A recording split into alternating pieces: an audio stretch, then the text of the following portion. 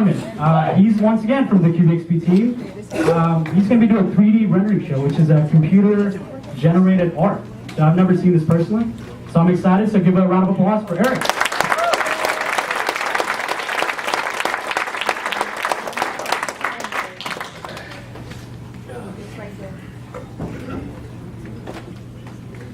Substitute button pusher. I screwed up the other one. All right. Moving the rendering here. I'm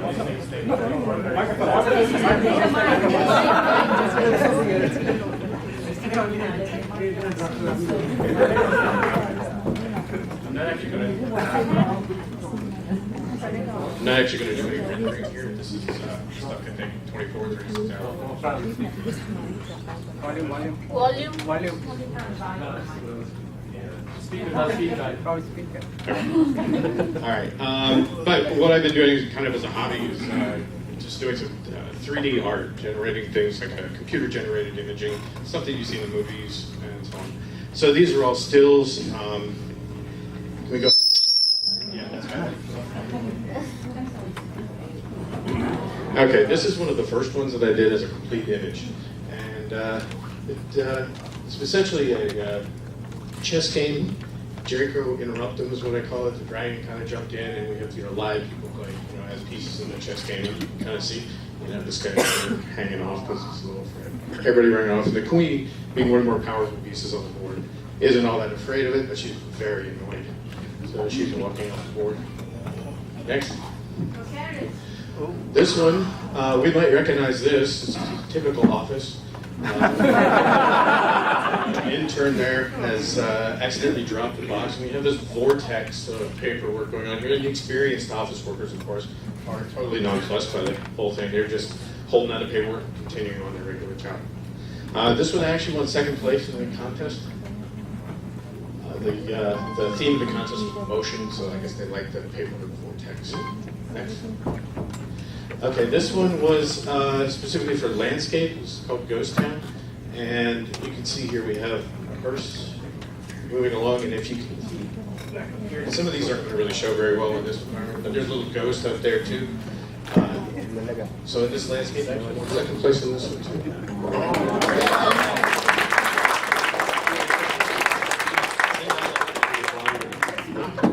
Next. Okay. There's a number of these images coming up next. I call them shadow dancers. A lot of what this is very similar, very much akin to photography.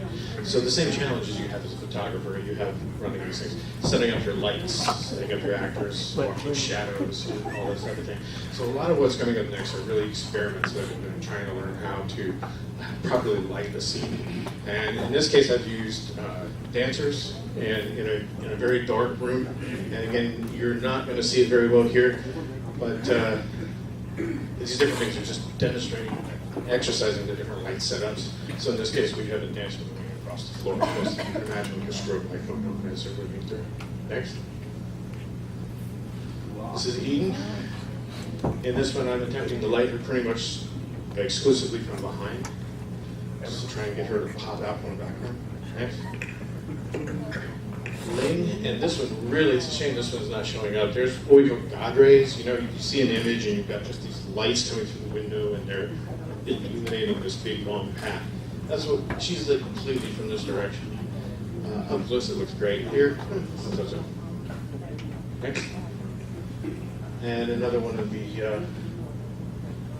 dancers. This one was experimenting with different kind of lights called mesh lights. Very large, almost like panels. And they're tired, so she's now taking a break. Okay, this one based on a quote from Nietzsche.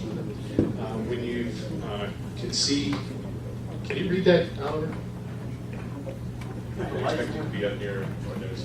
And those who seen dancing were thought to be insane by those who could not hear the music. Yeah, and those who were seen dancing were thought to be insane by those who could not hear the music. So that's kind of the inspiration behind this one. And she's obviously in a very battered up wedding dress. You can see old roses here. So something seriously has gone wrong with this in this person's life. And yes, quite insane, and we can't hear the music. So next. Just a few portraits coming up, experimenting again with lighting, indoor and outdoor lighting. Next. And again, some of the difficulty is getting the actors to actually pose in a realistic manner. I mean, a lot of times you start doing it and they really look like they've been in a bad car accident. Okay, next. Here I took the same image and I changed it to black and white. This particular image, not here, but this particular image really shows up well in black and white. The stark contrast of the very bright white shirt really comes out. It's very striking. Next. This also entered into a contest. This was, did not even come close on this one, but it's reminiscent of the death photos in the 1800s were very popular. After a relative or a loved one died, they would take photographs of them in more active living positions and so on. Next. Again, just another portrait. Just trying to put together a story going behind this. Really haven't come up with that, but I just thought it was kind of cool. Next. This is a smaller portrait from a larger picture that I had. It was setting up, it's kind of a Red Riding Hood, Big Bad Wolf thing, or in a modern environment as they're walking through the city. Big Bad Wolf, some guy standing in there at this street light, and she's glancing back at him. But while that one didn't turn out great, the close-up on her I thought really worked out pretty well. Next. This one actually won this contest. This was an exercise in depth of field, which is where part of the image is in focus, part of the image in the foreground or in the background, and it's out of focus. And it really provides a place for your eye to go. Next. I want $25 an hour. Okay, this I call Kaylin bored at work.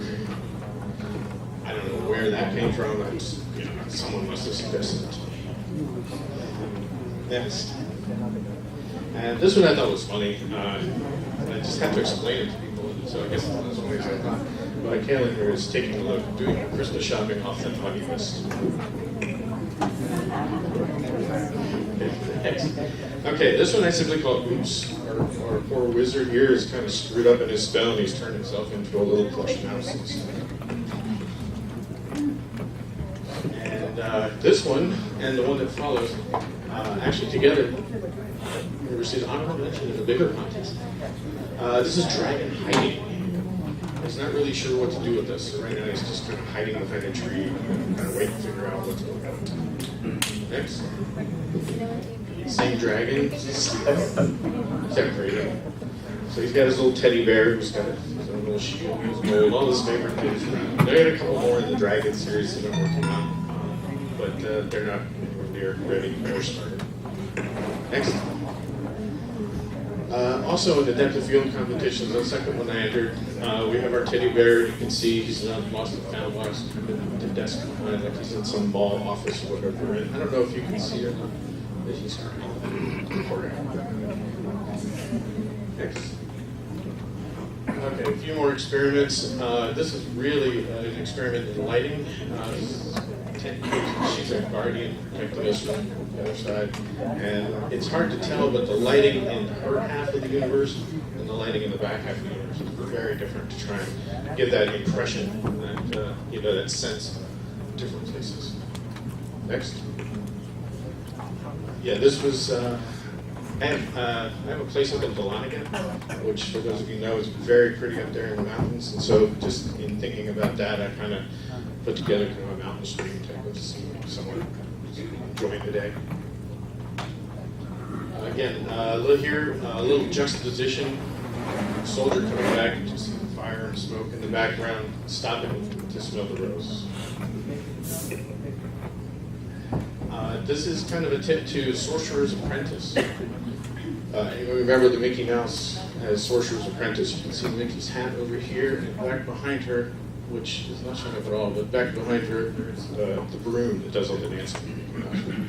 So she's taking a break from studying presently, showing off. This was just an experiment with a bloom filter, which is why it's kind of got that soft edge all around it. Yeah, I think you're done. We're done. Excellent. Thank you.